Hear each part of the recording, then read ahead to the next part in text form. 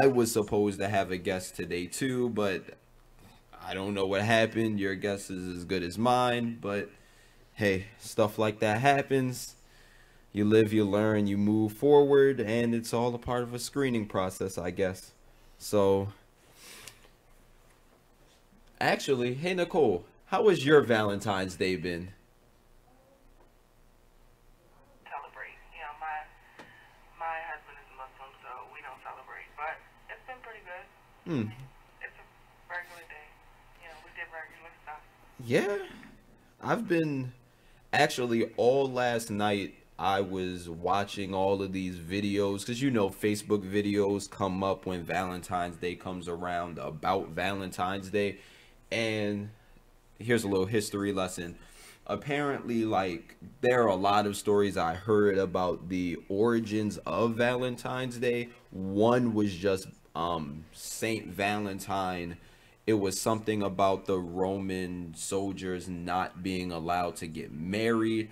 So there was someone who was marrying them to their sweethearts kind of secretively. But, when people found out about it, he got murdered and he became a martyr for it. So now we just celebrate it, and it's turned into a hallmark holiday of commercialism and everything else. And yes, as our engineer said, it is just a normal day. But, it's just a normal day where people come together and they treat their spouses with a little more respect. I don't know why we can't do that every day, but, you know, tis the season of love. But besides that, a lot of other interesting things have been going on. Shout out to the Don Lee boy for his pre Valentine's Day show, Be Mine. I'll probably be posting the pictures for that later.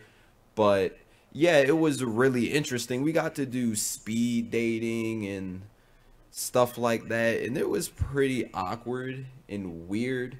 But after like the first 2 3 minutes, the first session, it became kind of cool, and I had the opportunity to meet new people and everything else.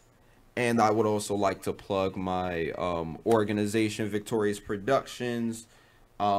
We actually had our open mic last Friday, I believe it was, and it turned out pretty well. We had a full house, ran out of seats, and everything ran over time. It was amazing. I did not expect to have as large of an audience as we did, and I'm really proud of my team for putting it all together and being able to keep it together. Also, shout out DJ Waters and everyone else who had performed at the event, and also shout out the Baltimore Algebra Project for it. But Victorious Productions is it was inspired by a youth activist who was killed early, basically, around the Mondawmin area, and he was also a musician. So we decided to actually, I was in summer school with someone who knew him very closely, and he was planning on starting this organization. And since I did it with underground activity, we just kind of created a coalition, ran with it, and now we're about to start our second session of it. So if you know anyone who's interested in being a part of Victorious Productions, we teach artists how to perform, get their shows, record for them, and everything else, and it's all free. If you know anyone who would be interested, or you're interested yourself, then just feel free to contact me, or I'll put something on the Be Inspired page, or just contact the Be Inspired page on your own, and I will promptly respond. We're actually looking for organizers slash managers and people who can teach younger people the art of performing and various things about music that basically they wouldn't learn anywhere else. And yeah, it's gonna be fun. But we're mainly our demographic is young people. So between like 15 and 18. For a teacher, you can be a little older. I don't really care because that's my staff. But let's see. What? Hi, Queen Fiend. How are you and Blizzard doing? Oh, thank you, Queen. I really appreciate the positivity. I know someone will find me soon, but until then, just throwing feelings away. That's my motto. I'm just gonna be that guy now. But hopefully you and Blizzard have a good night. I see Nate is tuned in. How are you doing, Nate? And Mama Zena. Thank you so much for the candy last week. I hope you're having an amazing Valentine's Day. You're always a faithful listener and supporter, and I love it. Yes, I'm by myself. It's quite depressing. I feel so alone. I just heard a door. Please tell me that's them. Oh, goodness. I feel so alone, but I'm used to it. They're here. Yes. Hello, Blizzard. I see you're here too. Sad you couldn't be in the building today. It would have been very fun, you and Queen. But hopefully y'all are having a great night. Where are y'all going tonight anyway?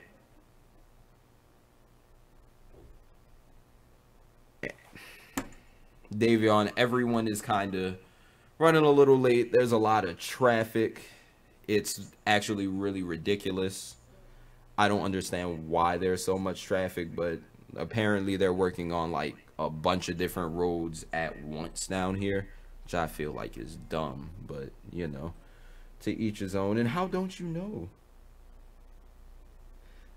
That I do that when I'm nervous. I always move around. Like, I'm not used to being in the spotlight, which is ironic because I'm a performer, but hey, that's life. But I keep asking that. How's everyone's Valentine's Day? Hold on. Why can't you tell me, Queen Fiend? Come on. I'm very curious. I really want to know where y'all are going. If you're going to pull Blizzard away from us and if you're going to abandon us today, I feel like we should know where y'all are going. But in general, as long as y'all are having fun, can't be too mad at you, because 'tis the season of love. Blizzard, today is my day of saltiness. It's too late. I'm already sour. I'm already salty. But that's going to be a story that I get into later. I'm just in general disappointed. Oh, so y'all are just going to kind of vanish for the week, huh? I see. But, I have no idea what happened to my Valentine. She just vanished. But, you live and you learn, as I said. How are you going to hoop without me? That's crazy. That's really crazy, Blizzard. And I hear Miss Be Inspired outside. Come on, guys. I have arrived. Yay. I have arrived. I'm giving up your chair again. Put in your music. I already put it in my music. My music's depressing enough. Yay. Yes, you were doing a great job. Well, hello, family. TGIW. Yes, traffic was crazy. Let me just say, traffic was not anyone's friend today. And I was watching as Azrael was on. And yes, as somebody commented, it's also Boo Day, Valentine's Day. And the weather was really nice here, so everybody was out. And on top of that, there's a lot of road work. So, but I hope everybody enjoyed their Valentine's Day. You done good, man. Thank you. I appreciate it. You done good. You held it down. You held it down. Happy Valentine's Day to y'all. I came bearing gifts too, because that's what I do. Hey. So always on Valentine's Day. Here we are. Happy Valentine's Day. Thank you very much. You're welcome. You're welcome. Nicole, I have a little something for you too, girl. Yeah. And I thought you was bringing a friend. What had happened? Well, I don't know. I wish I knew. No idea. Okay. No show, but you know. That's just all right. throwing that away. That's all right. That's all right. We still gonna have fun. My husband is here, y'all. Where is Mr. I was Burrell? just about to ask. He's out in the lobby. I guess he's waiting to have a grand entrance or something. I guess so. Yep. Yeah, we had fun actually today. We while the kid, because we can't get a babysitter to save our lives, so we just gave up on that and decided to have dates while they're in school. So I took off today, and we went out during the daytime. And actually, it's a lot cheaper, and it's way less crowded. I bet. I'm just saying.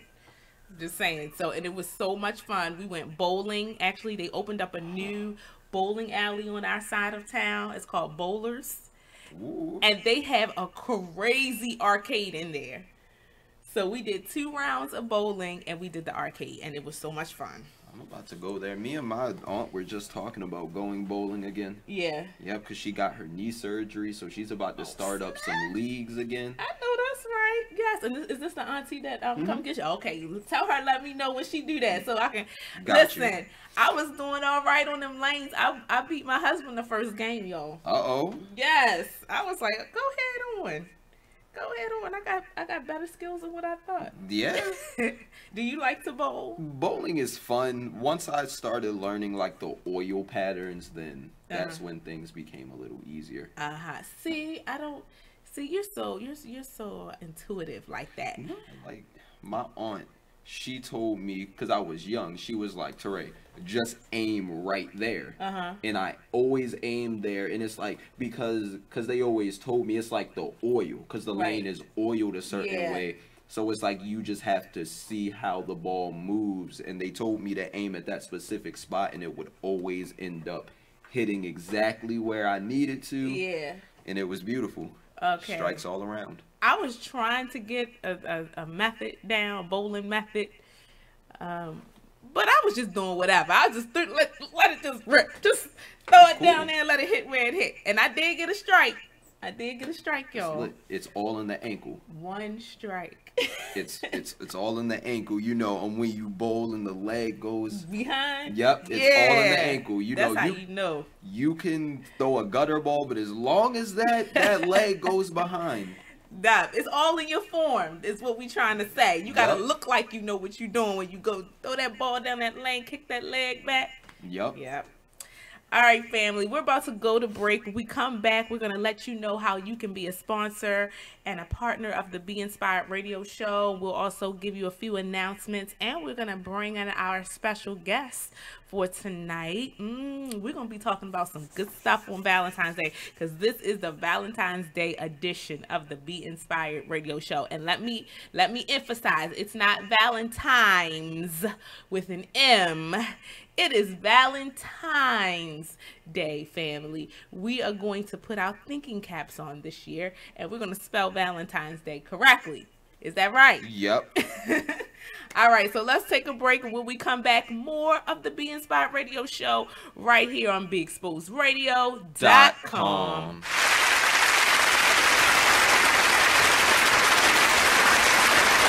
Thank you very much.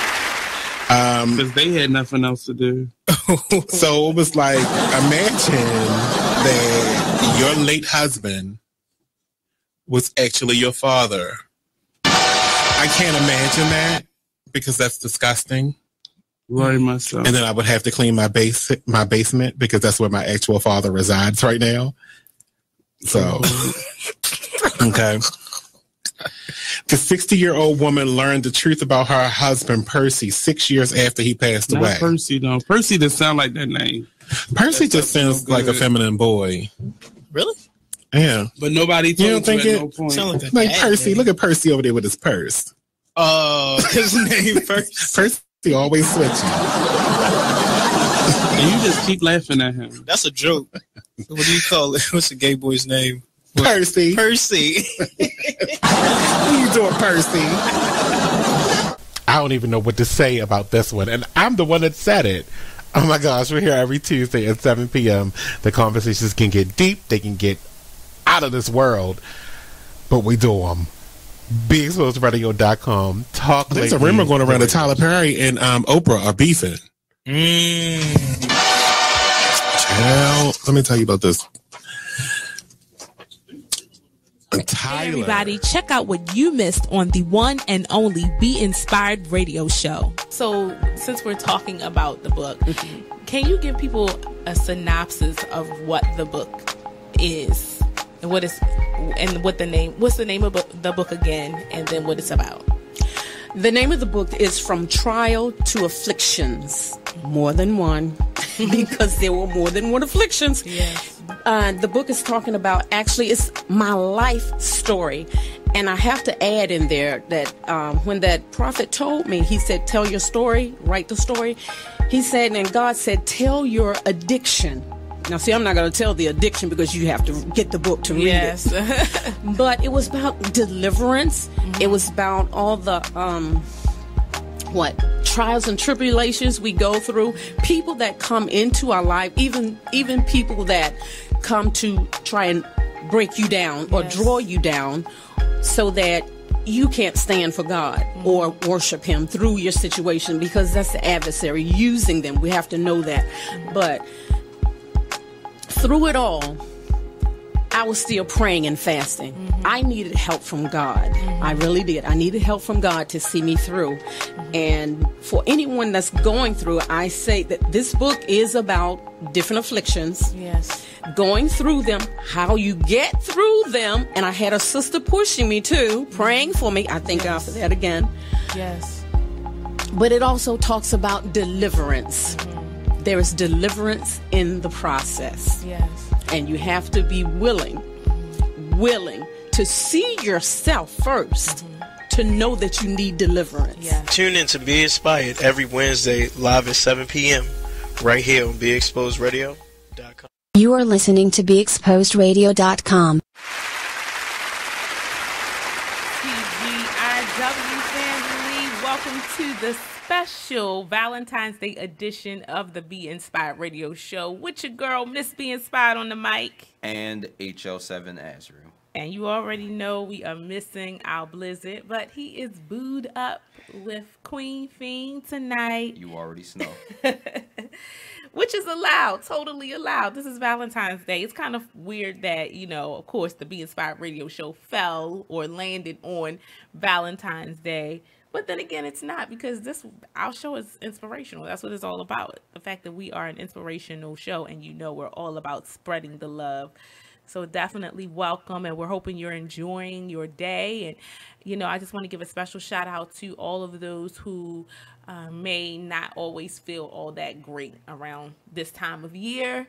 My thoughts and prayers are with you, because it's not always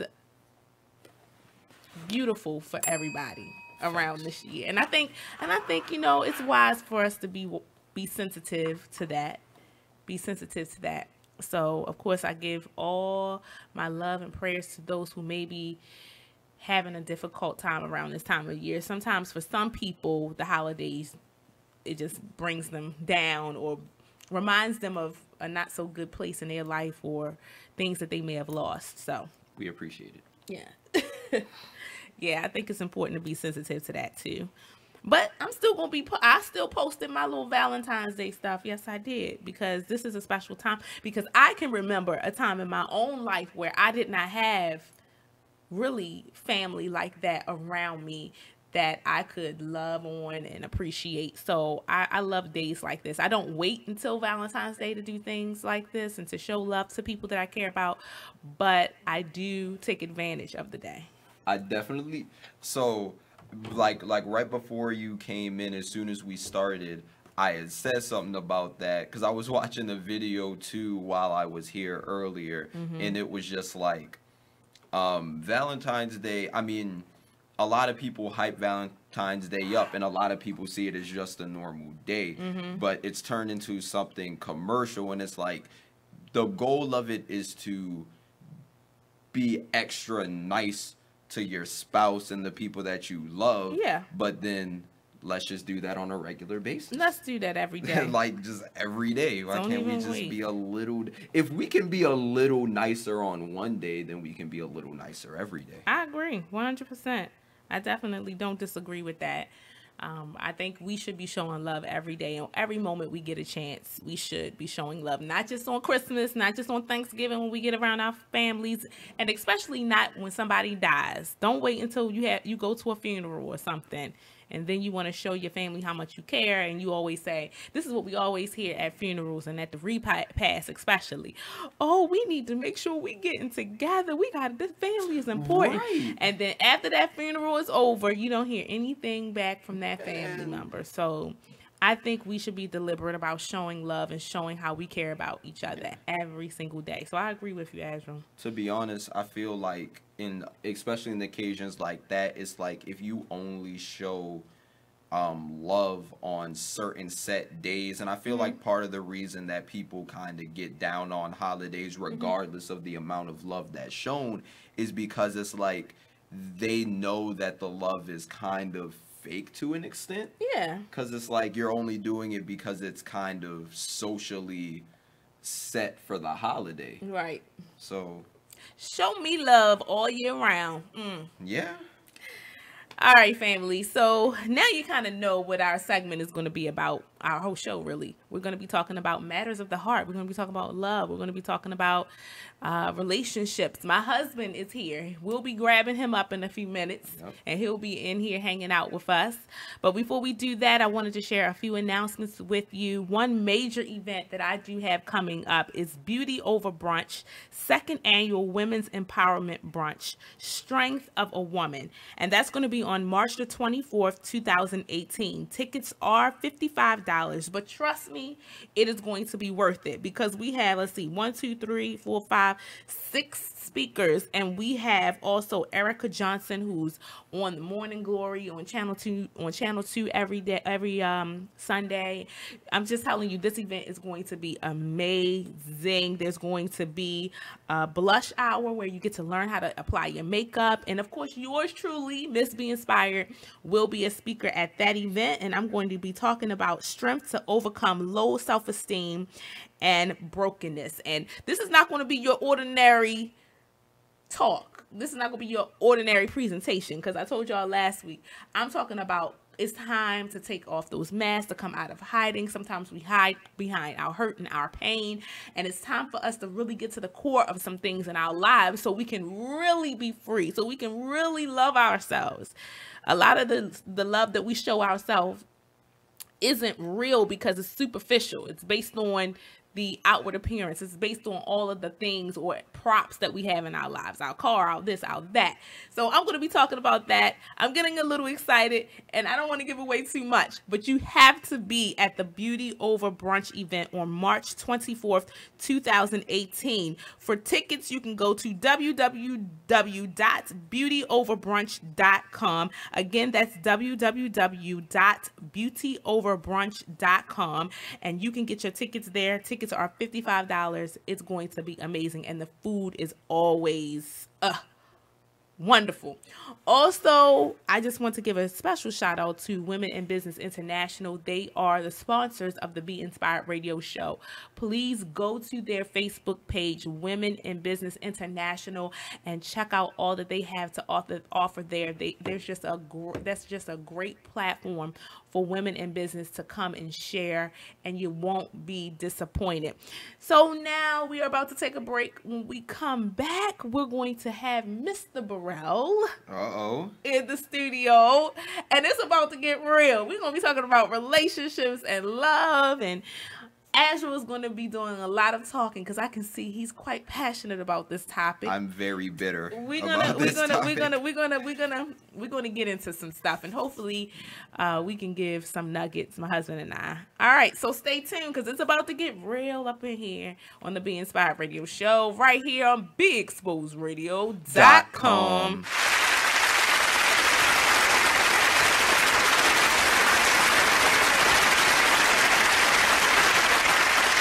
Exposed Radio.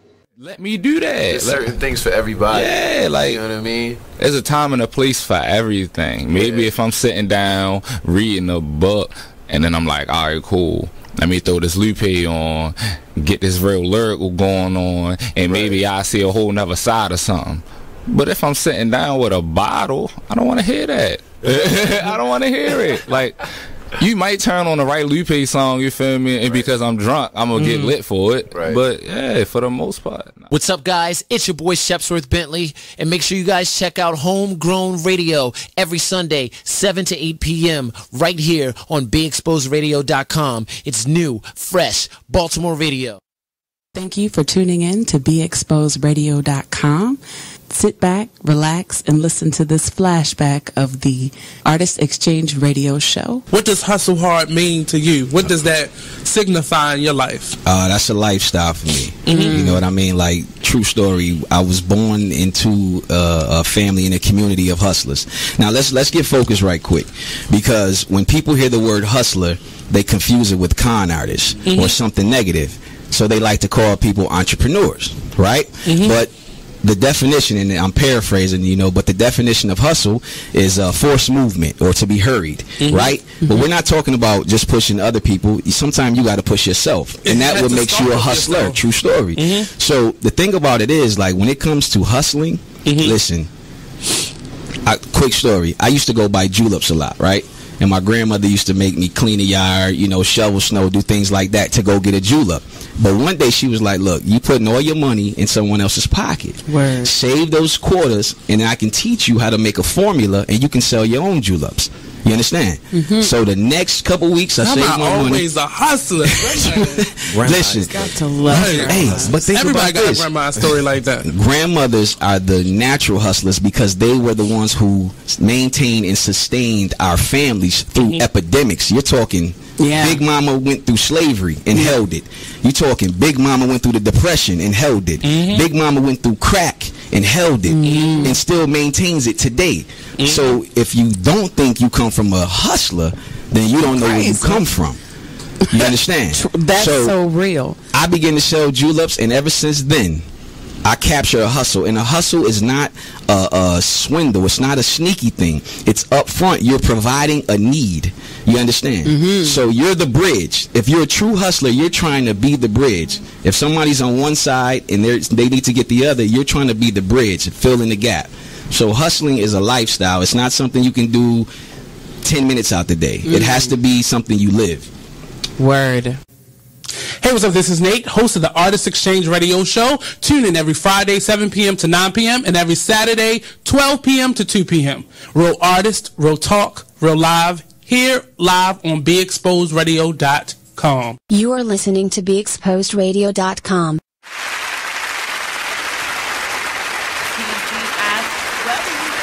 Welcome to the Be Inspired Radio Show right here on BeExposedRadio.com. You're listening to the special Valentine's Day edition of the Be Inspired Radio Show with your girl, Miss Be Inspired on the mic.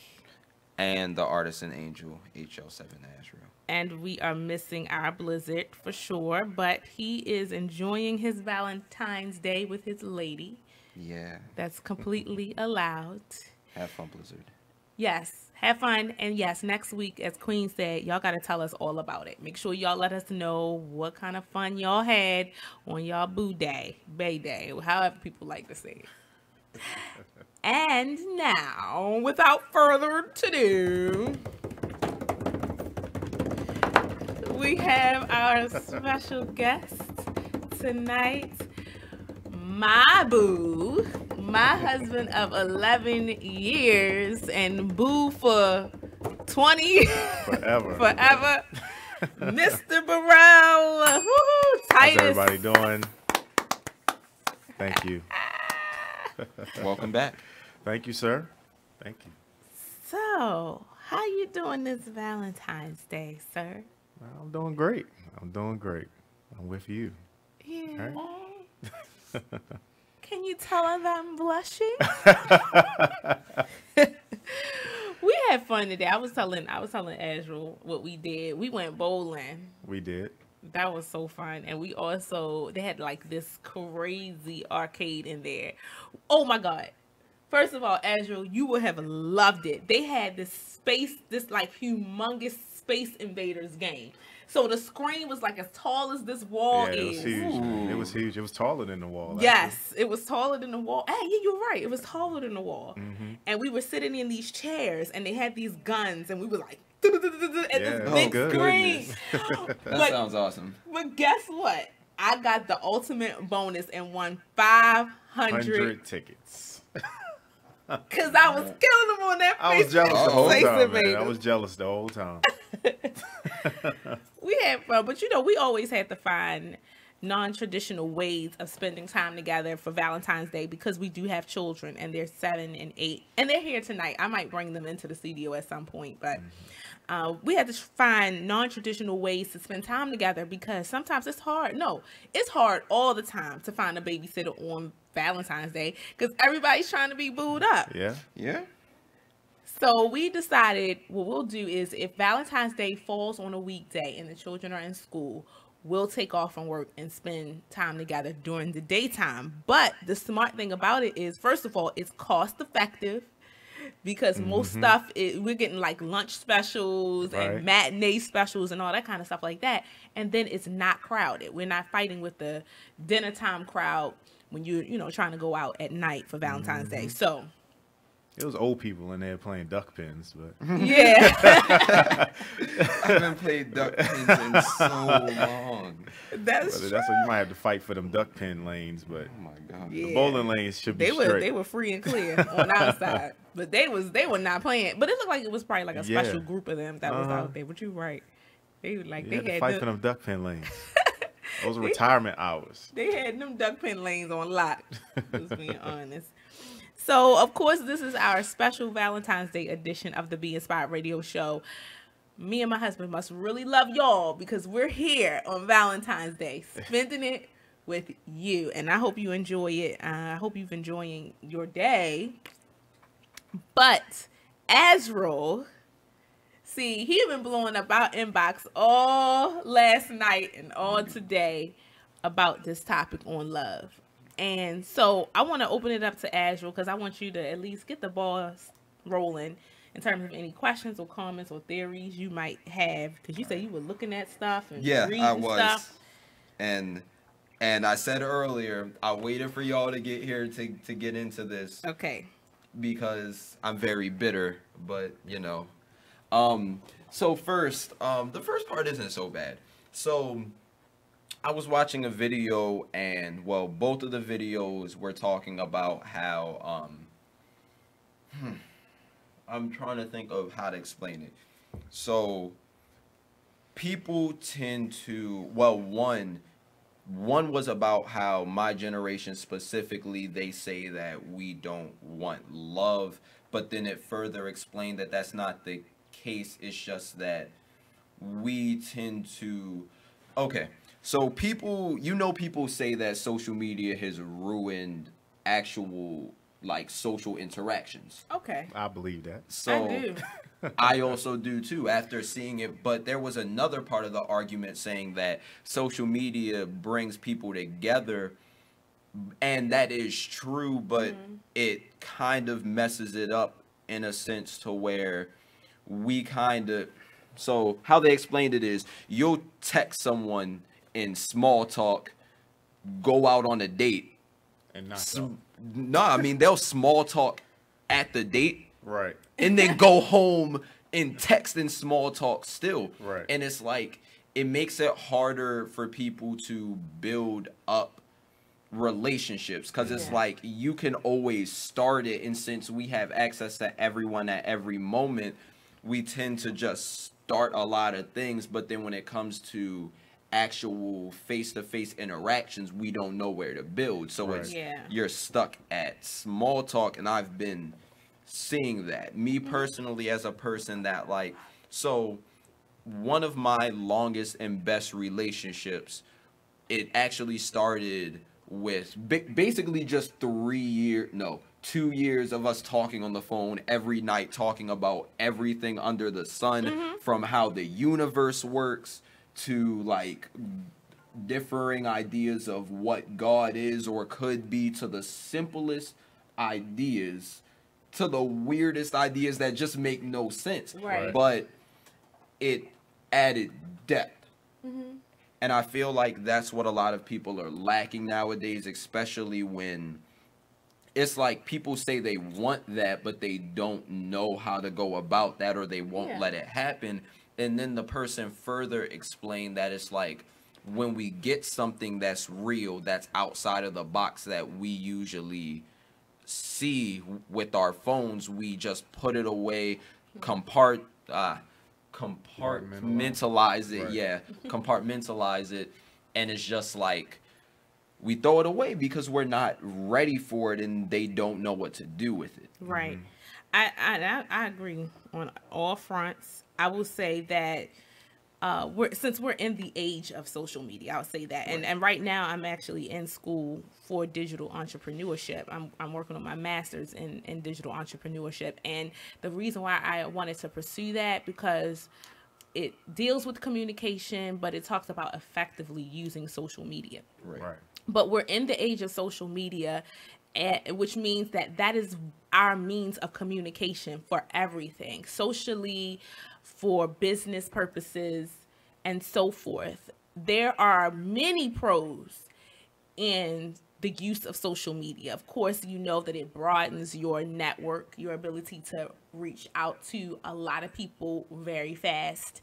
You are able to access a pool. If you're a business owner, you have access to executives a lot more easy than you would if you were to go door to door knocking, especially on Twitter and LinkedIn. However, the downside or the con to that is that relationships aren't authentic because there's a disconnect. It's almost like the wall of social media, if you will. It's like the wall of social media because the human interaction is missing because you're hiding behind this computer, this phone, whatever device you're using, this laptop. So it makes relationships, it lack authenticity. Yeah, social media leaves too much up to your own interpretation. Right. There's That's not good enough. too. There's because the interaction, the genuine interaction between two individuals, it's easy to misinterpret a text or misinterpret a post. And so because you're not having that one-on-one interaction or that seeing each other every day or going out on dates, it doesn't just affect the person that's seeing your post or seeing your text and leaving it up to interpretation, but it also affects the person who puts out the post and then sees the response to their post or their text, and then everything is left up to interpretation. And because people are easily offended, you automatically go straight to offense whenever you see, unless you see a smiley face, unless you see a laugh out loud, if you see a period, you start questioning. Right. You know what I'm saying? Like, why'd you put a period there? You know the smallest you see a period, little nuances like that. So, and in general, I feel like another big issue with it is that it also leaves, it allows people to misinterpret situations by itself. Because definitely. So me, for example, and I know a lot of people, and I'm going to be very transparent. So I know a lot of people have emotional things going on with them, me personally.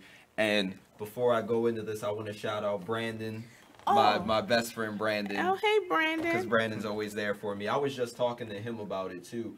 But in general, so last night I was talking to him before we went to the gym. And it was like, in general, I've had my problems with people, and it's like I'm used to, for example, being abandoned, and I'm always skeptical of people, and I tend to overthink things. So, and what I've realized is social media allows people to kind of get in more trouble, I guess, because because people think that they can get away with things on social media, and it comes to a point to where even if they don't try to get away with things, just certain things happening on social media can just trigger pure skepticism that, like, so for example, there are people to where they're just off the top, their behavior warrants me to be skeptical. And my general rule is,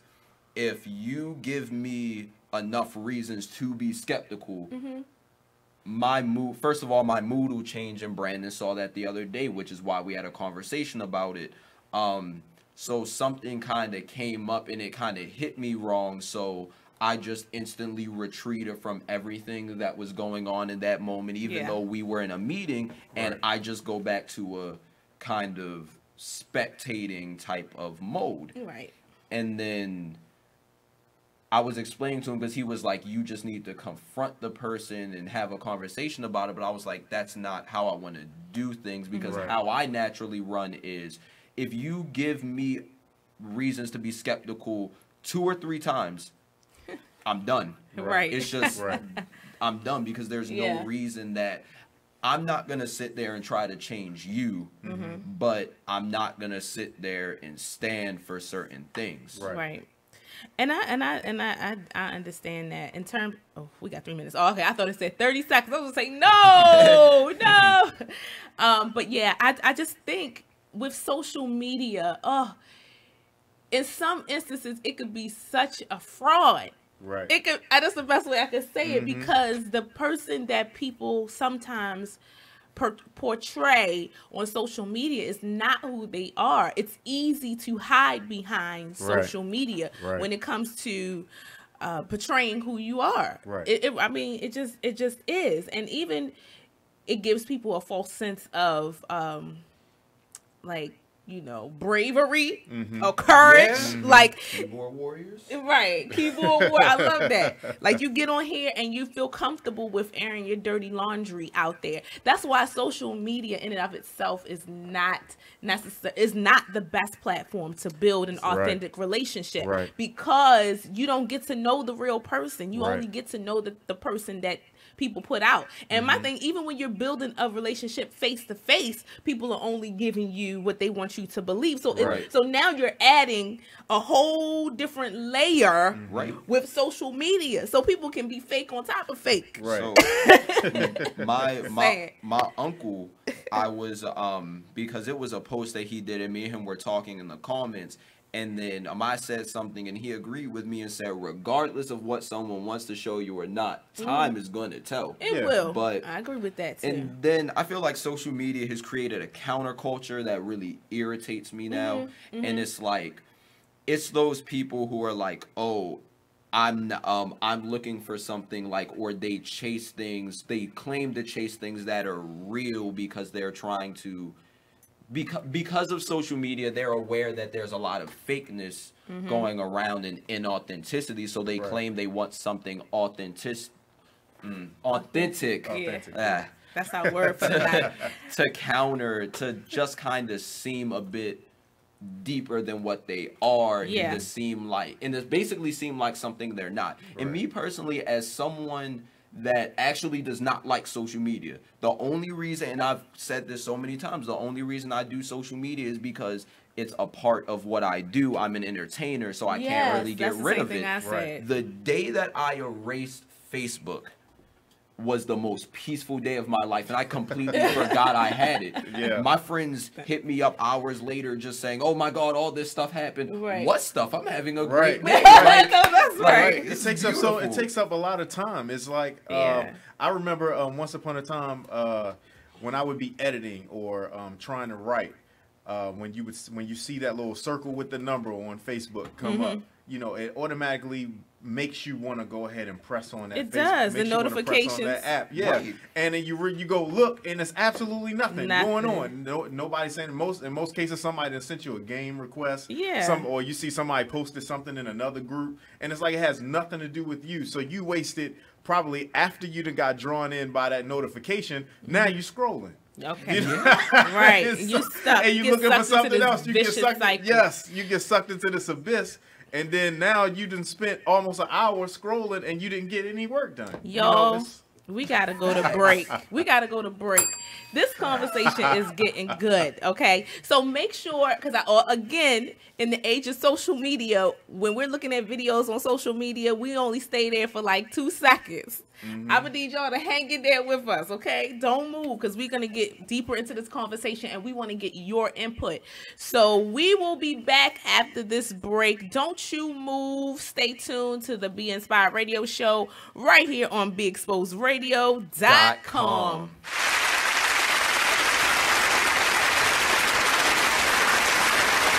You are now listening to Just a Bit Outside, the sports radio show at BeExposedRadio.com. Come join us every Monday night from 8 to 10 p.m. on YouTube, Facebook, or BeExposedRadio.com. So we had a lot of things going on. Mother's Day, Major League Baseball, pink bats, pink outfits. Yeah. They certainly did the mothers good.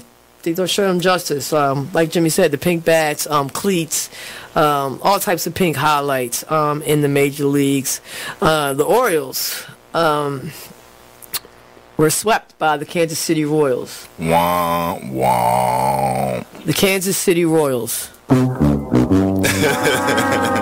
Thank you, Eric. Kansas City Royals is they're like one of the worst teams in the Major League Baseball right now. Yeah, so that was a little tough. Yeah, so the Orioles no longer have the top record. It belongs to the Washington Nationals now. Yeah, so that was tough. So hopefully they'll get back on track with the next series. Maryland, we got some local sports, collegiate to report. The Maryland lacrosse. Let's shout out the Maryland lacrosse team. They are in the NCAA tournament, and Hey, this is Mark, Just a Bit Outside on BeExposedRadio.com. Listen to us every Monday, 8 to 10 p.m. on Facebook and on YouTube. Hey, everybody, check out what you missed on the one and only Be Inspired Radio Show. Now, here's one little speech I'm going to give you before I get into the next article. Here's what I want to tell you. Still, fear is big business. Fear is big business. I'm not telling you not to be alarmed by what you're seeing. I'm not telling you not to be concerned. What I'm saying is not to buy into the notion that we should be afraid. You should be informed. You should be aware. You should start educating yourself about some things. I don't have the solutions. I don't have the answer. I wish I could say that if you did X, Y, and Z, you might not get shot by the police. I wish I could tell you that, but I can't. But what I can say is just start making yourself aware of what's going on, but don't be so consumed by what you're seeing that you become afraid, that you don't want to go out. Or you become numb. That's a good point, Nate. Nate said, or you become numb to it, like you just don't care. So we need you to just continue to be in touch with what's going on, but educate your family, talk to your sons, talk to your daughters, because it's not just limited to men. We know from Sandra Bland, she was a young woman who was killed. And we don't want to say, we don't know all the details behind what happened. No, the fact is that person's life still matters. They still have rights. They should not just be killed dead before they even get a trial. Okay, that's the point. They deserve a trial at least, but they can't even make it to the jail cell to get a trial, to be tried. They're being killed even before arrest. Terrible. So that's my soapbox. Tune in to Be Inspired every Wednesday live at 7 p.m. right here on BeExposedRadio.com. Just a Bit Outside Radio Show. There is one glaring stat that I read about while watching the games over the weekend. New York Yankees went 22 straight innings with at least one strikeout. Really? That's a major league record for the postseason. Wow. Yeah. That's an interesting statistic. It is. And then when you think about it, it's like, okay, that to me, that's like a big reason why, they're losing right now. You are listening to BeExposedRadio.com. CGIW family, welcome to the Be Inspired Radio Show only on the award-winning station, BeExposedRadio.com, with your girl, Miss Be Inspired on the mic. And Azrael. And I'm going to always point this out because Blizzard is a huge part of our team. He is not here tonight, but he is spending some much-needed time with his lady. Shout out to Queen Fiend, who is also a huge supporter of the Be Inspired radio show, and we appreciate you. And also, she did my makeup, and she did the thing. Hey. I had an event to go to, and I was like, I need my makeup done. I came. She treated me with excellence. She even made me a little special drink because I don't drink alcohol, but she made me a little sparkling drink with fruit in it. You already know. It's lit. I said, well, all right, then I will be coming back because presentation is everything when you spending your coins. Let me just be honest. You spending your money, you want to make sure you're getting your money's worth. So shout out to Queen Fiend. I totally support you, sis, in all of your endeavors. And just shout out to everyone. I want to take a moment just to acknowledge a few people that are tuned in. Takia Wilson Little, one of my very good friends, my schoolmates. Shout out to her for tuning in. Aunt Sonia, Kevin, Antonio Hill, Brandon, we gave a shout out to him already. My bestie Kendra, hey Kendra, happy Valentine's Day. Charlene, ouch girl, hey girl, how you doing? Shalonda, Miss Entrepreneur 2017, checking in. And Shalonda, I gotta reach out to you about some things. I'm gonna need to be doing some traveling and some stuff. I just need to talk to you, so we're gonna chit chat. LeVar, thank you, LeVar. Who he tunes in. He's a pretty faithful listener of the Be Inspired radio show too. And of course, Frazier, all the way from Scotland. Thank you so much. And everyone else who's tuned in, make sure. Oh, and Azrael Dixon, 3D Productions. Yes, thank you so much for tuning in. We appreciate everybody who participates and tunes in to the Be Inspired radio show. This is the special Valentine's Day edition of the Be Inspired radio show. We have Azrael, who is packed with questions. He's about to get real deep on us in a second. And then we have Mr. Titus J. Burrell himself in the studio with us tonight, my boo. Hey, boo. We actually spent our Valentine's Day together while the kids were in school, which is, like I said, cost effective and nobody's out there, so we're not fighting against crowds. They don't make grandparents like they used to. Woo! That's all I'm gonna say. They don't make grandparents like they used to. Yeah. That's a whole different topic for a whole different day. That's no shade. We just saying. I mean, you just stating facts. Yeah, I'm just saying. Like, what is it? What's the? It's not the baby boomers, is it? It's Well, our parents are baby boomers, and what's the generation after that? Generation X. Generation X. Baby boomers and Generation X. Terrible grandparents. Terrible grandparents. Can't never get your kids watched. I remember going to my grandparents' house 3 months at a time. Say that. In the summertime. My mother saw me. I had a mustache by the time she saw me. Lost my virginity by the time Hey. I'm just saying. I mean, it's facts. I'm just saying. My grandparents, I had 2 sets of grandparents. My grandparents watched us all the time. So my mother had to have had all of her Valentine's days to herself. Yeah. My father, all his Valentine's days. Have we had a Valentine's Day not without one, our kids? Not one. Except that they were in school and we just decided to take Not off. one. No shade. No shade. We've been married for 11 years and we've been together for like 20. Mm-hmm. And before we had our kids, of course, we had our Valentine's Days together. But when our kids got here, that was a wrap. We couldn't get nobody to watch our kids for that on Valentine's Day. Now, shout out to Kendra, who is on here, because her and Will are great godparents. I know we're not the only one with that argument. I know a lot of friends who say my parents don't watch me like my grandparents did. They just don't. No, they just don't. It's like on Baby Boy. She said, "Mama got a life. Right. Mama got a life too, right?"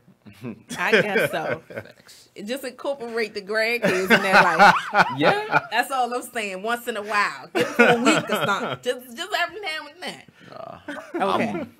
I mean, I'm already accepting it once I have kids. I don't expect my kids to go with my mom at all. I don't even go anywhere with my mom. My kids definitely aren't either. So, but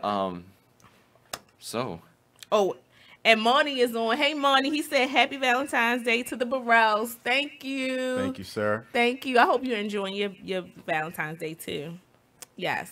Thank you to everybody who's tuned in. Okay, so we're getting ready to go to break. When we come back, make sure you stay tuned in because we still got to hear from Azrael. Oh, yeah. I cannot wait to hear this deep philosophical point he's about to make.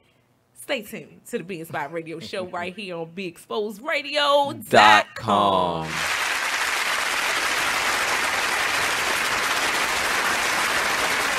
So, since we're talking about the book, can you give people a synopsis of what the book is and what's the name of the book again, and then what it's about? The name of the book is From Trial to Afflictions, more than one, because there were more than one afflictions. Yes. The book is talking about, actually, it's my life story. And I have to add in there that when that prophet told me, he said, tell your story, write the story. He said, and God said, tell your addiction. Now, see, I'm not going to tell the addiction because you have to get the book to read it. But it was about deliverance. Mm-hmm. It was about all the, trials and tribulations we go through. People that come into our life, even people that come to try and break you down or draw you down so that you can't stand for God or worship Him through your situation, because that's the adversary using them. We have to know that.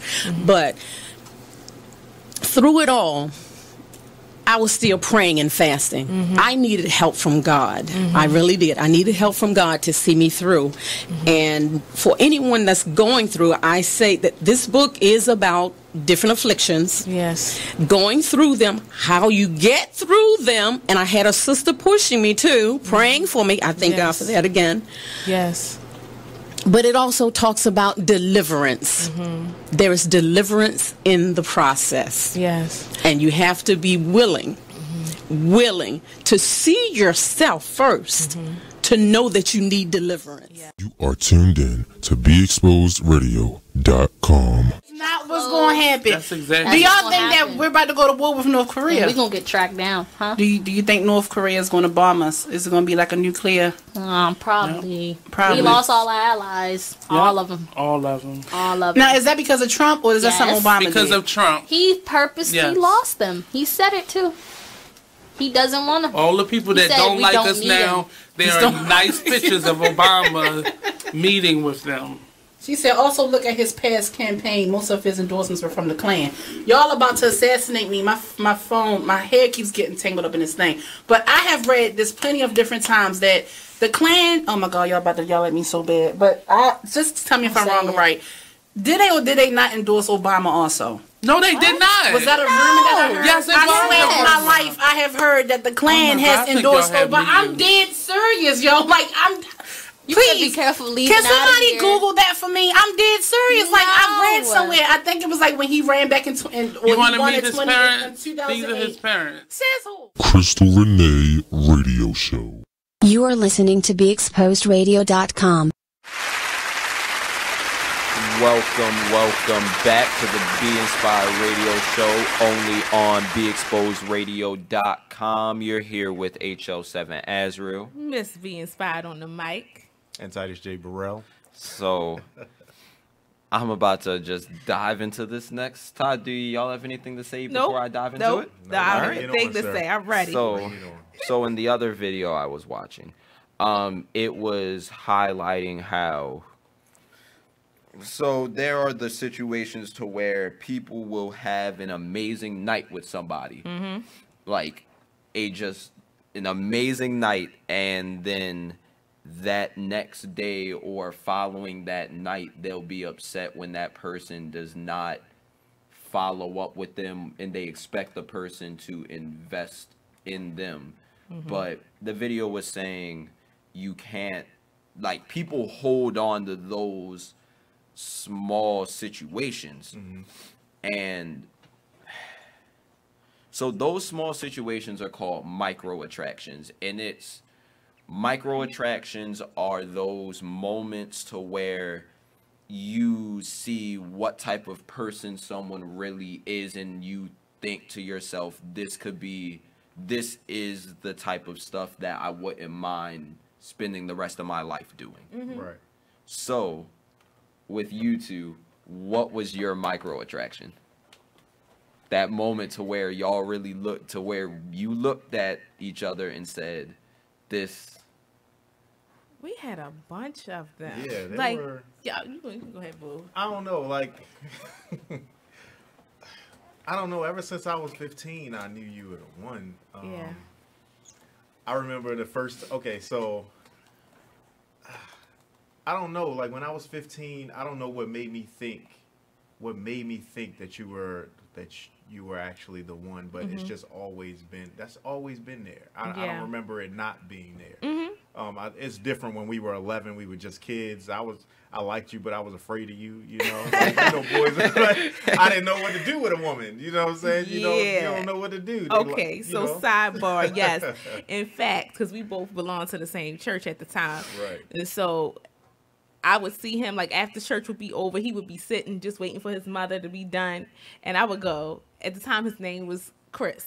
He's Titus, yes, he is. But I would say, hi, Chris. That's what I would say, right? And then he would get real shy. He'd be like, hey. Hi. You see how she's trying to betray me? No. like Martin with the glasses on? No, but that is exactly what it was. You'd be like, hey, you know. I was just like proving your point. No. Okay. I think I know where my micro attraction came in. Okay. Because we talked on the phone all the time. Yeah. All right. And of course, she's a city knight, right? City night. Nights. All right. She's a city knight. And I just went to regular old Randallstown.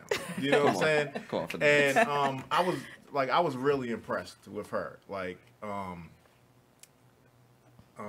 was impressed I was impressed where she was going to school. I was impressed that she was like in honors programs and learning foreign languages. So that made me want to step my game up, right? I was trying to step my game up. I don't know if I was reading dictionaries, but I started reading more. I started writing and more. at the time, I was reading dictionaries. Yeah. Like, I would do that for fun. Yeah, just to I started read doing those things. And, she made me want to go to school. She made me want to learn. I spent a lot of time trying to impress her with big words and things like that. So, in essence, in those conversations, like, I would be out with my friends.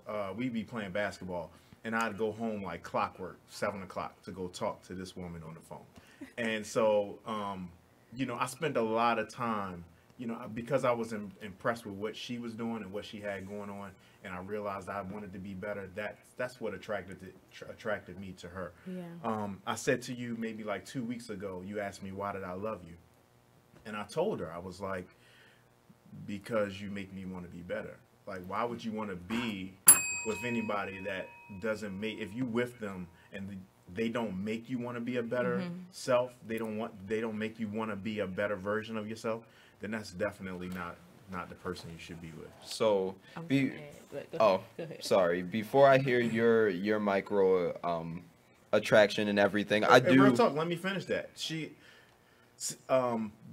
She's part of the reason why I went to school. Right. At 30 years old, you know what I'm saying, and got my degree. So all of that, still at 35, I'm still bettering myself. Never change. Right, and that's what I was gonna say. First of all, I applaud you both because that's amazing. Y'all are literally like childhood sweethearts. And that's amazing. But in general, when I see relationships, ironically, I have a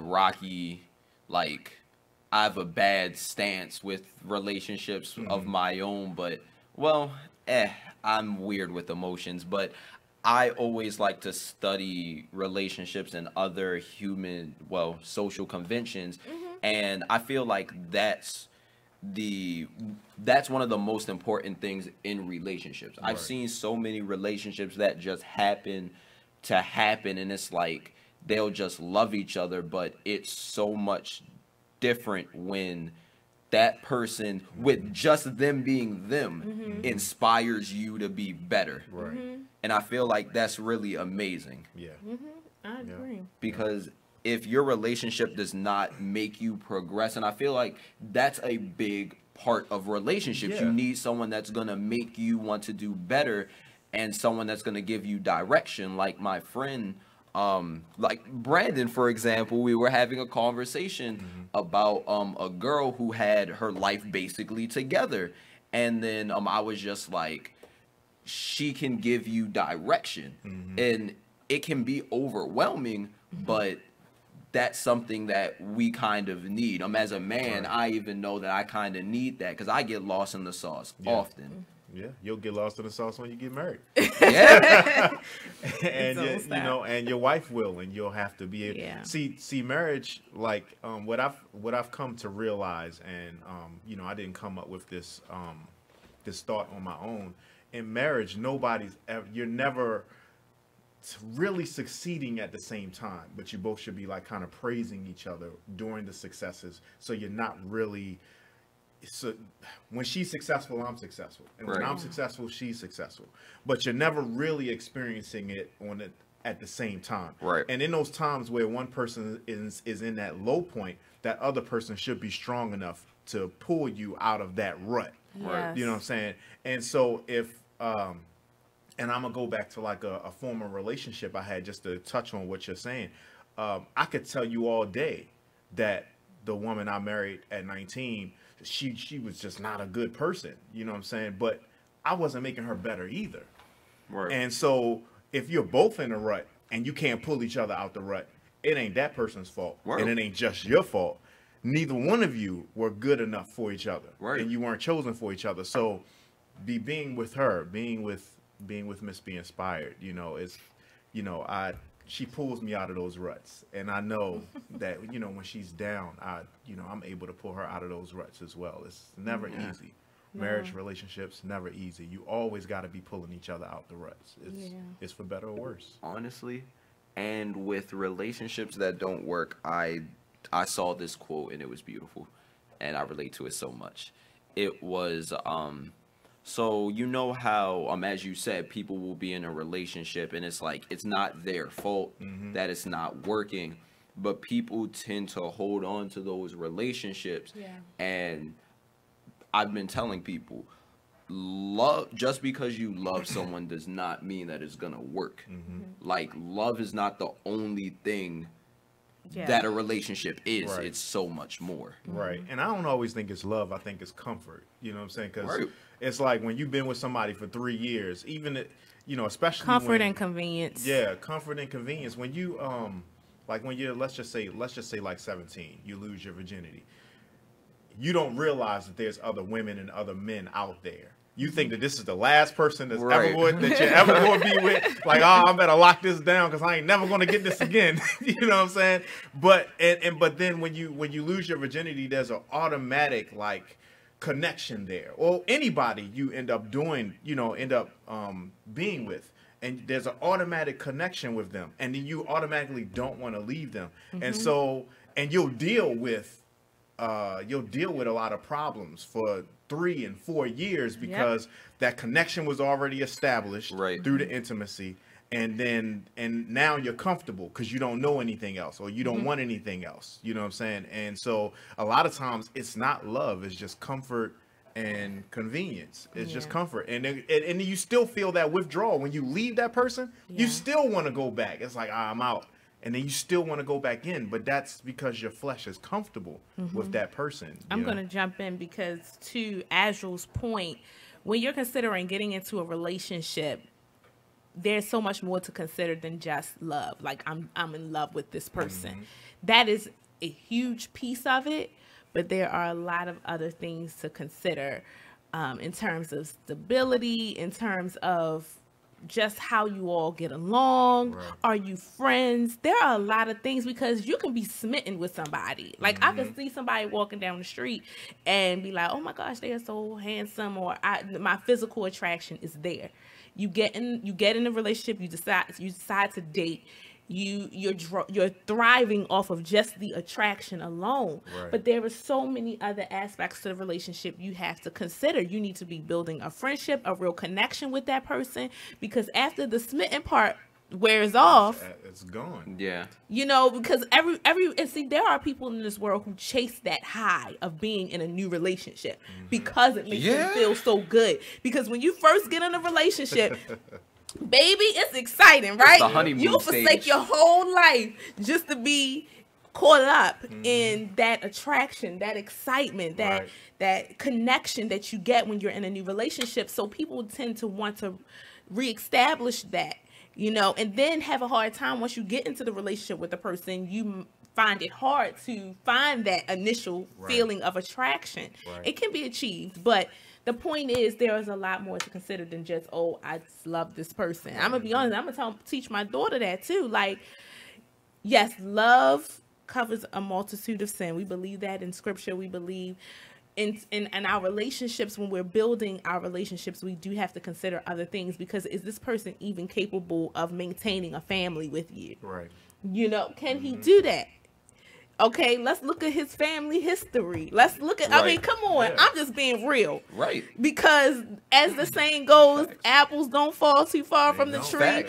You know, there are certain characteristics by way of DNA that is duplicated in your mate. So if dad is doing some things, son might be doing some things. If dad has some generational curses, son might have some, and he hasn't addressed that. So there are a lot of, I'm telling you, it's not just about, oh, this person is the best thing since sliced bread. Right.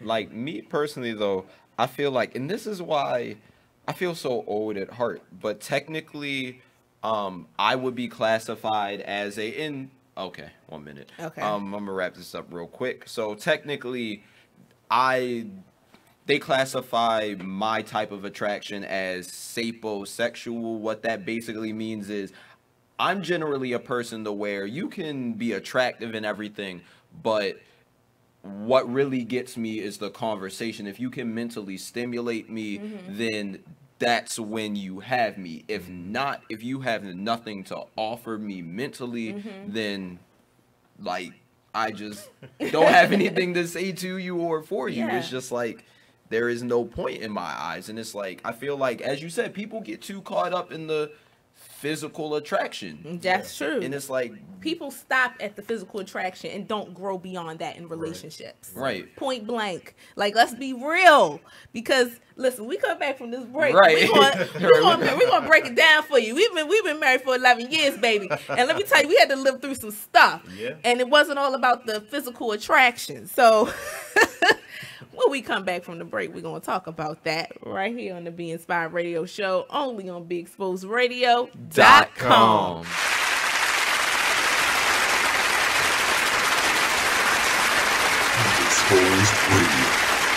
Not go about anger over it. We can say, you know what? Yep. We knew that would come. We knew better, and we were allowing something to happen. We almost fostered, maybe even bring it on yourself. Yeah, indulged in it to the point where that person could take advantage of us because we created a false, you know, a whole false everything. Well, really, what happens is what you said before, because if you know who you are, and when you connect with someone who isn't fully who you want them to be, you start to find reasons to fill in those gaps to satisfy your own need, to make yourself believe they are who you want. You know that the first day. So when you go down the road and you get to that one day when those gaps are, the plug is pulled out, I knew it. Hey. I knew it. I knew it was coming. But why did you do it? Yeah, you set yourself up. Because you thought it was the closest thing to fulfillment. So you accepted it, and you figured you could do what? Change the person. You know what's funny? That's why I never thought I could change the person. You know who I thought I could change? Change the behavior. No, you know who I thought I could change? Yeah. I thought I could change me. I thought I could mold or manipulate myself to adapt to that person. To adapt to that person. And that was actually, and I'm glad I went through this experience, because that was when I realized, no, there are Salacious Life Radio. Check out this flashback from the Artist Exchange Radio Show. That's the biggest thing, is just empowerment. Just get off of the begging line. Just be proud and just get our pride and our dignity back, because as a child, we're taught how to go and beg for a job. Our parents, they literally taught us how to make sure you pull your pants up. Me, I'm 6'7", so I'm a bigger man. I was always taught how to not be threatening or intimidate people when I go into different interviews or different scenarios. And so we're literally taught how to condition ourselves, condition our speech, everything, in order to go and beg these people for a job, because we know when we walk in the door, I have to tear down 10 stereotypes before I get past hello. So we need to eliminate that. You know, and we need to eliminate that, and the way that we do that is employing ourselves and employing our brothers and sisters. And so that's our mission, is group economics, uplift ourselves, because I can't empower anyone until I empower myself, and change from just being willing, because it's in my heart and my passion to see my people succeed and see us do better and change the social order, because I know that we are not supposed to be on bottom. I understand who I was. I know I didn't fall out of the sky and land on a plantation. So when you have knowledge of self and you know who you are and what you come from, it's frustrating more than anything to see us in this position. Tune into the Artist Exchange every Friday, 7 p.m. to 9 p.m., every Saturday, 12 p.m. to 2 p.m. live on BeExposedRadio.com. You are listening to BeExposedRadio.com. Well, welcome back, family. TGIW. You're listening to the special edition of the Be Inspired Radio Show, the Valentines edition. Happy Love Day, happy Valentine's Day to everybody, and thank you. I just want to give a special shout out to everybody that's tuned in. We do have some folks that have been commenting. If you were calling in before the break, please, or during the break, please give us a call back. We do want to hear from you. If you want to get in on this conversation, you know we love it when you do. Call us at 410-702-5657. The lines are open. We would love to hear from you. We've been talking about relationships, love. We've been talking about the truth about relationships. It goes beyond just being smitten with someone. But then there's also aspects that you have to build your relationship and all kinds of stuff. We talk about social media and how it just creates inauthenticity in relationships, causes a disconnect in relationships. It's not necessarily the best platform to build a relationship. We've been talking about a bunch of stuff tonight. So we want to open up the phone lines for you to call. You can call us at 410-702-5657. Also, we do have a few comments in the feed, but before I do that, I need to introduce myself. This is Miss Be Inspired on the mic. Teray. All I'm right. just going with Teray today. All right, I like. And Titus J. Burrell. Yes, and Titus J. Burrell is my boo, my mister of 11 years.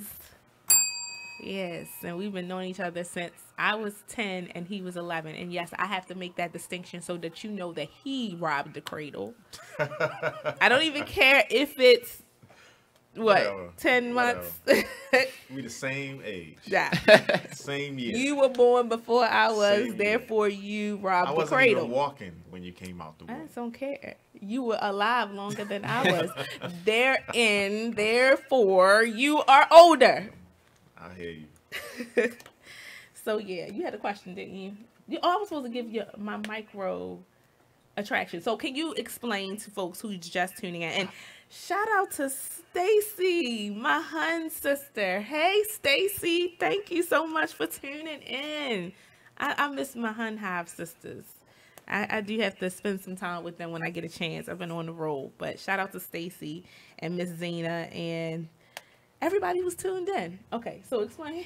So micro attractions, it's like those moments to where someone does something and you can really look at them after that and you feel an extreme level of attraction to them and you can feel like you can be with them for the rest of your life. Okay. Like that's a trait that you wouldn't mind. Okay. Yeah. So I had several of those, but the first one was that my baby always made me laugh from day one. he just kept me rolling. And at some point in my life, when I was younger, I was very uptight. But that was because I was always in survival mode, as I call it, because, you know, I've experienced rejection and abandonment, and I always felt very guarded. So I didn't know how to accept love like that, because the people that I cared about the most rejected me or abandoned me. I mean, truth be told, I was raised by a woman who wasn't even my blood, but she was a godsend in my life. She was the one who gave me a stable life. So I lived my life very guarded, very, very guarded. And so he always made me laugh. He was able to break past that barrier. And trust me, I gave him a hard way to go at times. You did. I was a piece of work when I was young. So people, the shy person that people saw over the years was that person that I grew into, because I started hiding, because I was just so hurt by life. So, but growing up, I was a piece of work. I would tell you exactly how I felt, and you know, God had to work on my little heart and mind and soul and spirit and mouth. But Titus was okay. Ain't gonna be too much more co-signing.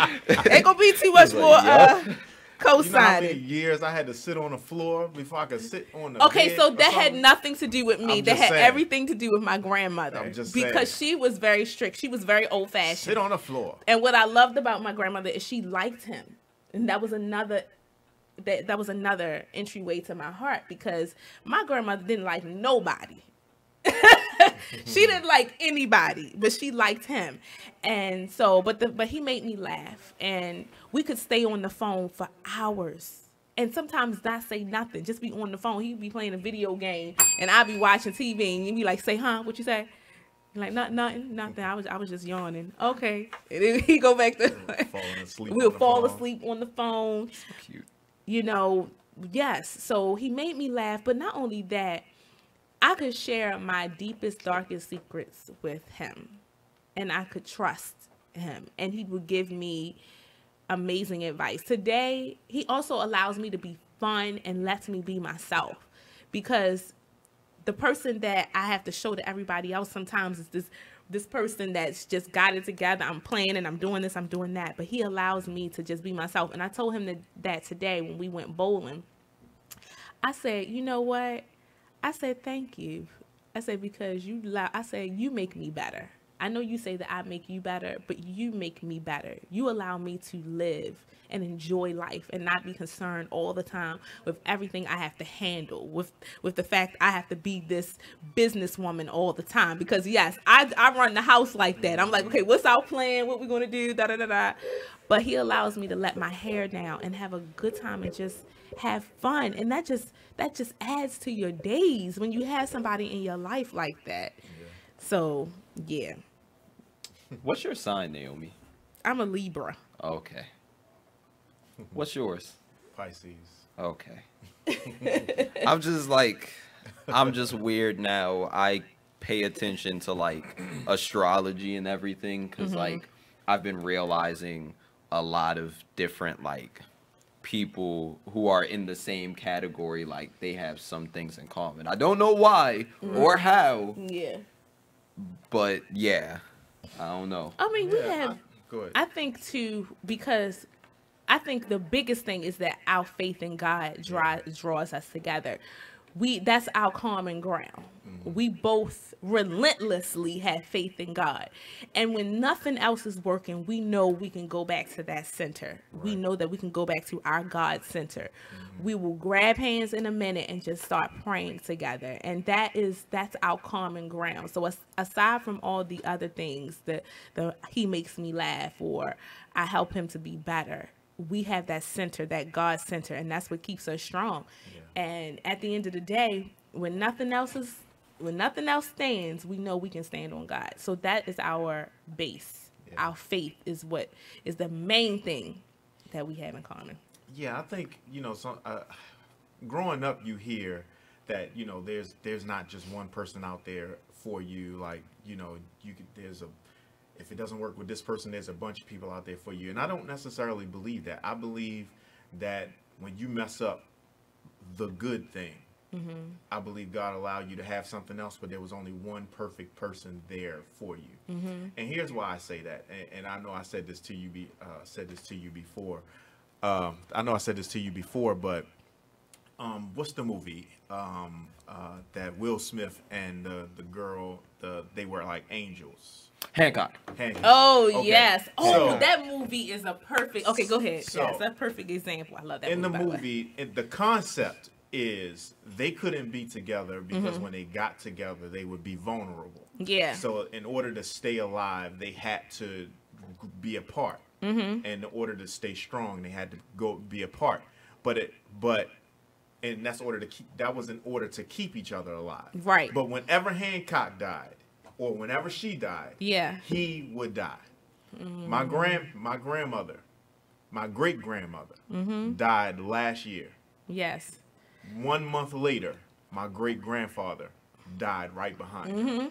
Your grandmother and your grandfather, who were not together anymore. No, they weren't. But when she died, a few weeks later, He she was dead. He was dead Yeah. right after her. I'm not sitting up here saying that's how it's designed, but Mhm. that's how I feel like it's designed. I Yeah. believe that there is one perfect person out there who can make the best out of They- your life and help you to make the best out of your life. And if that does not work out, God may put somebody else there. He may not put anybody else there. Mhm. But I believe that there is one person, and when you find that one person, I believe your life can be the best it can be when you find the perfect person that God's designed for you. Yeah. I want to read some of the Comments. Yes. So, we had Miss Mama Zena. Thank you, Mama Z. She is tuned in. I know. Let me tell you. I love Mama And I'm Zena. still thankful for them donuts from last week. I Just told her let that you at the know. start of the You show. I was did? like, "Thank you for Thank the you, candy." Mama Z. Still. She keeps us together. That candy lasted me a week. Yes. So, so here we go. So, Mama Z said the family that prays together stays together. Absolutely. Kendra said, when nothing else is working, go back to your God center. Good word. It's true. I'm telling you, when nothing else is working, that has to be your core. That has to be your core. That's what keeps things together. And of course, Brandy, she's been commenting, great feeling when we were talking about having somebody in your life that allows you to just live and be who you really are. So what was that? Okay, Mama Zena said, that's right. You have good day and bad days, but with God, all things are possible. Absolutely. What else do we have? So yeah. Oh yeah, Brandy said something funny because I was like, check out the father. If the father got something with him, then chances are the son do. She said, yes, check them out. Laugh out loud. Whole family. Because whatever's in their DNA, just understand it's gonna flow on down. So you have to check it out. You have to. So that's all. Yeah, I agree. But to an extent. Right. But to an extent, because you don't know what you are supposed to be to that person. That's true too. We talk about because I believe that to an extent as well, because your parents can only give you what they have. Right. And I've said this to you before. Yeah. My father went to the military. My mother worked for the government. Mm-hmm. They could not hand me the education piece because Mhm. neither one of them accomplished it. Both of them went to the government and got good jobs. So, and if you look at my life, that's what I did. I went to the military Mhm. and then I went to the post office. Yeah. That's what I was handed through my DNA. Mhm. Right. It was not until I got with the person who had the education that the education portion that I needed to accomplish Yeah. was able to manifest itself. Mhm. So in essence, I would say don't run for the hills if the girl or the guy has issues in their bloodline. Yeah. But you have to figure out if you actually love this person, if you can actually live with them. And I'm not talking about changing them, but if they have those signs. I always had those signs. Like I Mhm. said, whenever we talked when we were kids, I always was trying to be better. And that's that was another micro attraction though, because he always talked about wanting to be greater. And so I think there's some things that you are uniquely born with too. Like even though there may be some things that you may inherit from your family, your parents, but then there's some things that are innately yours. You were born with that. I'm going to be a millionaire one day. And he's been talking about that since we were kids. And I know it's going to happen. You know, we're not on anybody's timetable. We're on God's time. So when it happens, it happens. And he continues to put his work into that. Thanks. But, you know, so that was a microorganism. Listen, this is not science class, y'all. I just went. But a micro attraction to you. And I think, but to your point, though, it was still in your family, because when I look at your grandmother and your grandfather, they did what they could with the time that they were in, because they were in a time of segregation, but they broke barriers. Your grandfather worked for BG&E for I don't know how long, and got into management when people were being promoted, and people of the and he broke those barriers. So you had it in you. You did to rise above your current circumstance. You had it. Right. So, how much time do we have left, Nicole? Okay, so we're good. We just keep on going. Before on the break, I mentioned I still remembered one of my biggest like romantic moments. I'm not gonna say it was a micro attraction, but this was like one moment I will never forget in my life. So, and I said that I would tell y'all about it. So I'm not gonna name drop for her sake, but I would normally. But so in high school, well, in general, in middle school, I went to an all boys school, so I was like chilling. I wasn't as concerned with relationships, dating, and all that as all my other classmates were. I was just like, you know, I'm just cool. So when high school came around, it was just like everyone was still for that, and I'm just like, I'm cool. But how I am naturally, and I was talking to Brandon about this before too, you know how when you have relationships, it's just like there's a level of how people handle it to where y'all may not be exclusive, but like y'all will talk and communicate, and it's like dating. So that's not at all how I am. How I am is once I find someone that I really have feelings for, then it's like anyone else, if you aren't greater and it's very hard to overpower them in my mind, then you're kind of discarded. I'm not even going to entertain you. I'm not going to do any of that, because anything that can mess up my goal of being here, I don't want it around. Right. Because I'm just a naturally loyal person in all aspects of life, to friends, everything. So it was this girl that I had met in gym class, and it was like the summer going into our sophomore year.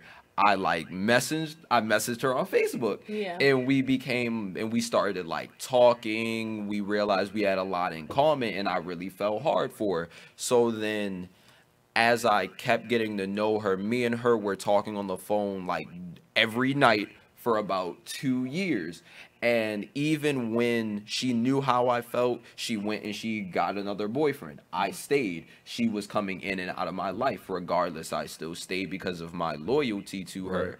And I will never forget, around the time I was just about to say, I give up, I'm done, when we were just telling each other about our day, and I was like, oh yeah, so our other friend, she was going through something, and I went to go and talk to her, and another one of my friends who was going through something, her friend came, and like we all started talking in a group, and I was like, pause, who's this new person? And then like she saw that I skateboard, and she was like, oh, you should teach me how to skateboard. We start talking and all this other stuff. So I'm telling her about all of this stuff, and she just gets mad out of nowhere, and I'm like, why are that conversation? Did you talk about that on the show? I don't know. I might have, but she was just mad out of nowhere, and I was like, why are you so mad? Like, this makes no sense, because I was a little oblivious to it. But in my mind, I was like, you've shown time after time again that you're not interested, so I don't know why you would care at this point. Right. So then she just started spazzing for like a good 10, 15 minutes. You was telling her all this stuff like what you're telling us right now, Yes. like what she did and how it affected you. That's what you're talking about. Oh no, like You were just telling her about your day, Right. And you were telling her Right. that you Right. were in this circle talking to these girls, Right. And the one of the new girls came up, Right. and she was interested in your Right. skateboard, right? Right. So I told her that, and I was like, I'm gonna teach her how to skate. She seems pretty cool and everything. And then and then I was telling her about how when she skated down, because I let her skate down and she was holding on to me as she was skating. Right. So she got so mad, and I was like, why are you mad? Like, I know what that is. Right. It's like you don't know you really want something until somebody else want it. That's what it is. But at the time, Now, was that games right there for you? No. It wasn't games? No, Okay. I was being so serious. Like, I'm really oblivious to it. I'm Okay. like, because after chasing someone for like a year and a half, like, and all the stuff that we went through and all the other stuff, I was really like, I don't know why you care. Like, Right. you don't care any other time. Right. So, and it's like, after she was spazzing for like 10, 15 minutes and was like, you know why I'm mad? You're not stupid, all this other stuff. And then like, she just hangs up. And I'm like, well, dag, like, what happened? So then, like, 2 minutes later, she calls me back and she's just quiet. And like, I think at some point in that night she apologized, but like, we had like a good 3 minutes of silence. And mind you, it's like 1 o'clock in the morning. Okay. And but like for me and her, we've had comfortable silences. So I'm just like, I'm chilling, I'm laying here. I'm more so like, is she all right? Right. And the next thing I hear is, I love you. And I was just like, and that just like blew my entire mind. I will never forget that moment. I had never felt as glad as I did in that moment. And it's like, and we were like together for like a year or something, but then I started going through my own personal issues. So I kind of had to take time to myself. Right.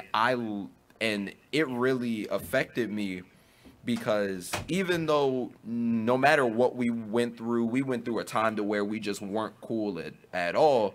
But it's like, she ended up having to cut all ties with me because she had got a new boyfriend. And I understand her explanation. She was like, because I'm trying to find, like, she's trying to see if she can have another connection like we had.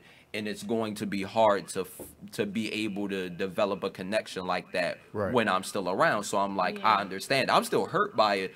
But then, like, a couple of weeks later, she calls me. Even though she still has a boyfriend and all that, we're talking again because something happened. And it's like, we're back at square one. Right. And I'm telling her in general how I feel. And I'm like, regardless whether you're in my life in that way or not, like, you're still just a necessary part of my life. And I would hate to lose you. And then it just silence again. Oh, Lord. And then it straight goes... That moment repeats itself. Did she say, yes. I love you? Yes, and it was just like... Does she still have a boo? Like, no. Present day? No. Do y'all still talk? Not right now at the moment. Okay. Oh, well. But now... That sounds like us. It's because we have taken a mini break. Right. Yes. At this point, honestly, though, I have actually just kind of let go of it. And I'm moving on with my life. I'm cool. But just... because I had to learn how to let go. Yeah. But yeah, it's just, that's a big moment I will never forget. So, I mean, let's talk about this concept of letting go and knowing when you need to in a relationship. Because earlier in our conversation, we were talking about staying in relationships because it's comfortable and convenient. And that's all it's really based on. This is all you've known. You really don't want to take the chance to go outside of that. And I'm bringing that up because sometimes people are more willing to stay in dysfunctional relationships just because of comfort and convenience. Now, there came a time in me and my husband's relationship where we had to evaluate, like some serious things went on in our relationship, like deal breaker things that, you know, every relationship goes through that hard spot, or lots of relationships. I can only speak for, I'm not going to generalize like that or overgeneralize and say every relationship, but lots of relationships go through those life-changing moments in their relationship. So we had to take the time to evaluate, like, are we here because of comfort and convenience, or do we really want to be here because we love each other? And of course, you know, the answer is that we love each other and we're each other's best friend, and that's what has kept us going through the toughest of times. People don't even realize how important friendship is. Like, you know, it's not even the dating part. It's not even the courting part. It's can I be 100% myself when I'm around you? Yes. Can I, like, when I say like myself, can I tell you like the deepest parts of my brain that I can only pray to God about? Can I talk to you about things that would totally embarrass me, that you would have to go to your grave with? Right. You know, we have some of those. Yes, we do. Is that, you know, are there you know, actions that I have in this house that you won't talk to your friends about just to get it off your chest? Yeah. Like, can you really be my best friend? Your relationships have to start at the best friend point. Yeah. You know, because this is not just the person that you're going to be sleeping with for the rest of your life. This isn't just the person you're going to have babies with or buy a house with. This is the person that, you know, is going to have to be the witness to everything in your life. And they may have to go to some graves with things. And can I trust you with that? You know what I mean? Can I trust you to have my back when, you know, for a while I wasn't working? And I know people were talking to my wife about, you know, not working and, you know, telling her, well, why are you doing that? Well, why wouldn't she do that? That's my best friend. Yeah. It's not just my wife. That's my best friend. You looking at it from the husband and wife standpoint, and you don't even understand. I'm chilling. I'm with my friend who's supposed to have my back. Yeah. You know, if we weren't married, that'd be basically my sister. You know, if we weren't married. So it's like, so why would she not support me? Why would I not support her if she wanted to quit her job? Why wouldn't I put myself in position? I'm her friend. Right. I'm not just her husband. And I think that's the aspect that people fail to realize. I say that all the time. Like, you have to know when to put that best friend hat on, because there are some things that you're going to go through in your relationship where I need my best friend right now. I need you to just hear me out. I need you to just support me, no matter how crazy my idea seems, no matter how crazy it seems that I'm being right now. I just need you to hear me out. And that has been what has carried us over some hurdles in our relationship. The fact that we spent the time being each other's friend, even though we knew we loved each other and cared about each other. That's why I asked you if the young lady was still in your life, because a lot of times, even though y'all don't get to, you might not be together with that person on that level right now, the friendship, is the most important part. The fact that no matter what, at the end of the day, y'all come back together to each other and say, we're friends. I have no doubt that eventually y'all gonna be back on talking terms again, because that's just how it is when somebody is meant to be your friend, is meant to be your best friend, your life partner. You always find yourself back with that person, and that's how it's always been with me and my husband. We have been through some stuff. He done had a whole other marriage before me and him got together. I have a stepdaughter. He has a child out of that relationship. But at the end of the day, we came back to each other because we, first of all, were meant to be together, but we were each other's best friends. So even when he was going through the situation before, now I made it clear, don't be calling me while you married. I'm not breaking up nobody's home, and I don't want nobody putting on my resume that I broke up somebody's marriage. So don't be calling me while you have a whole different relationship, a whole marriage. But when he was going through the transition of his marriage, when it was not working and he was in divorce, we would talk, and I was just a support to him. I wasn't trying to be his boo either. Yeah, she wasn't. I made with it me. clear, She like, said, if you're gonna be with me and you talking about your marriage is over, you better make sure it's over. Exactly. Don't be talking about, oh, we about to know. If you gonna get with me, I need to see them divorce papers, because ain't nobody putting on my resume that I broke up somebody's home. Period. Yeah, that is a very hard thing to kind of live with. Like, no, that's not gonna be on my conscience. But at the end of the day, we were each other's friend, and we have always supported each other. We have 1 minute left. Oh my gosh, it's 8:47. So when we come back from this break, we'll be wrapping up. Azrael said it. This show was going to fly by, and it did. So I want to thank everybody who, man, hung in there this whole show. Brandy, shout out to my sister, Brandy. Thank you so much for tuning in. Kendra. Oh, yes. Okay, so let me read. I have a minute. Okay.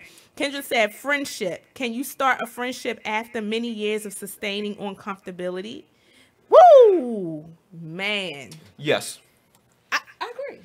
I agree. All right, when we come back from the break, we'll spend like 2 minutes on it, and you give your perspective, okay? All right, so stay tuned to the Be Inspired Radio Show right here on BigExposedRadio.com.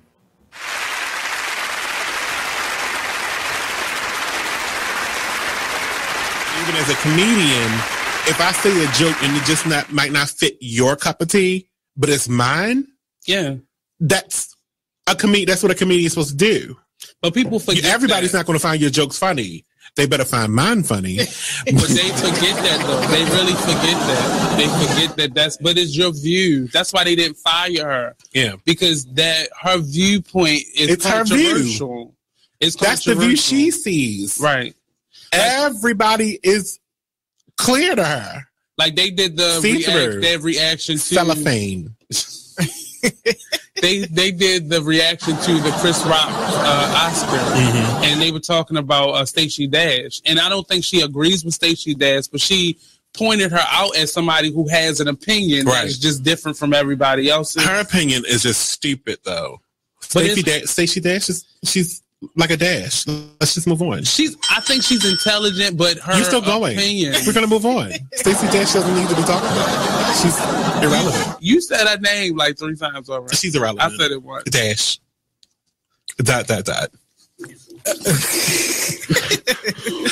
So, I couldn't have meant that more. She is so irrelevant. I'm not even going to say her name. But we're here every Tuesday, and we talk about people just like that at 7 p.m. only on BeExposedRadio.com. You are listening to BeExposedRadio.com. Hey, family. Welcome back to the last segment of this week's special edition of the Be Inspired Radio Show, the Valentine's Day edition. Happy Valentine's Day to everyone. TGIW. This is your girl, Miss Be Inspired on the mic. Hooray. And Titus J. Burrell. And we are wrapping it up. Our show has been awesome. Brandy said, great show tonight. Thank you so much. Thank you. Also, shout out to Glenda, another one of my Hun sisters. I miss them so much. The Hun Hive, the Baltimore Huns. And yes, I am a Baltimore Hun. I'm proud to say, yes, I am. Also, shout out to Lady T, Lady Katina Williams, one of my other very good friends. Thank you so much for tuning in. Our sister Sandra. Hey, Sandra. Shout out to Sandra. Happy Valentine's Day. We about to be over there in a few minutes. We're actually coming over the house. Yeah, I'm gonna eat the chicken. Show. Huh? Whatever's in the made refrigerator, chicken? I'm gonna eat it. Right. All right. So in 1 minute, I want to address this question from Kendra, who says, can you start a friendship after many years of sustaining uncomfortability? And you said yes. Yes. Okay, Azrael. So can you wrap it up in 1 minute? Yes, I can. All right, so basically, I feel like you can have a friendship after a relationship of comfortability, because of the simple fact that, like, a basic friendship, there are things that you can kind of walk away from. There's not necessarily the same strain as you have for a relationship. Like, I'm big on the idea that, like, just the title girlfriend or boyfriend or the title husband or wife can add a lot of stress on your relationship. Because, like, I've had people in my life to where that person I was talking to you about earlier, before we even became official, it was like there were people I've had, they had the role, but they did not have that title, and things were a lot easier. And as soon as the title was introduced, that's when the problems came.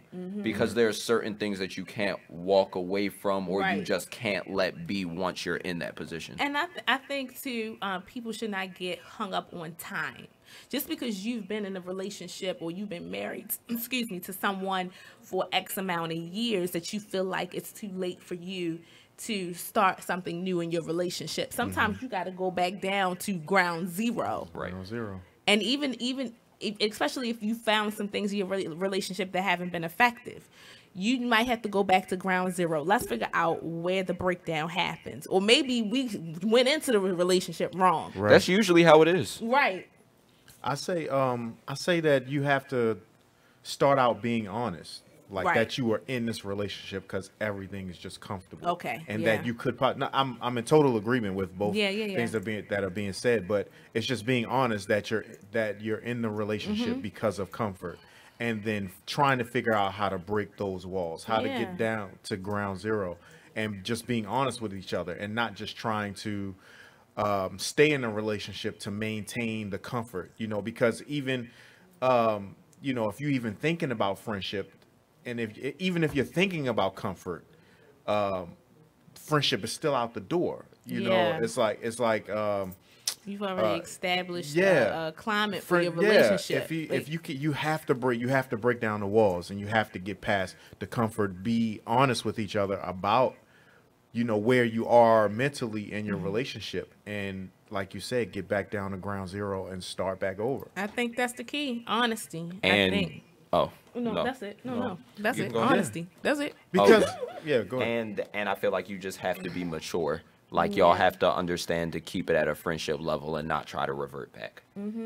Yep. So I think, you have to take the mask off. Hey, if it's like the person you're with, if you have to wear a mask at any point in the relationship, you're not friends. Right. That person cannot fully understand you whenever you have a mask on. There's multiple masks. Yes. If you ever have a mask on, we do put them on. If there is something you struggle with that your spouse does not know about, or your girlfriend or your boyfriend does not know about, and you don't feel comfortable with shedding whatever that thing is, and you could start out being, and not to cut you off, I'm sorry, but you can start out being friends with this person in your relationship, and then draw back out of that friendship. Yep. Like you said. Yep. Yeah. All right. Well, we only have 30 seconds. That right there, we might have to do a part 2 of this. I think every month we just going to have to do some kind of love segment or something. But anyway, and then next week is the takeover. Next week is the Blizzard and Azrael, or Teray. You want to be Teray? I'm gonna still be Azrael for the Flyers, but at the moment, Azrael is dead. Yeah, last takeover was real good. So the Azrael and Blizzard takeover of the Be Inspired Radio Show is next week. Miss Be Inspired gets a break. I love that, and I won't be inboxing y'all to death this time. I'm just not going to do that. Because sometimes I do get carried away. No, it's fine. We enjoy the feedback. Right. So anyway, family, thank you so much for tuning in. You all are amazing for spending your Valentine's Day with us. You could be anywhere. You could be out at Ruth Chris somewhere or something. I don't know. Just saying. But you're here with us, and I thank you so much. That speaks volumes of your support of the Be Inspired Radio Show, and we love y'all forever for that. Please know that from our heart to yours, we thank you, and we hope that you enjoy the rest of your evening. Watch a good movie, and we about to eat some string beans, actually. Some string beans. You know you old when vegetable is your snack. Vegetables are lit. Right. So thank you so much for tuning in. Until next week, same time, same place, right here on BeExposedRadio.com.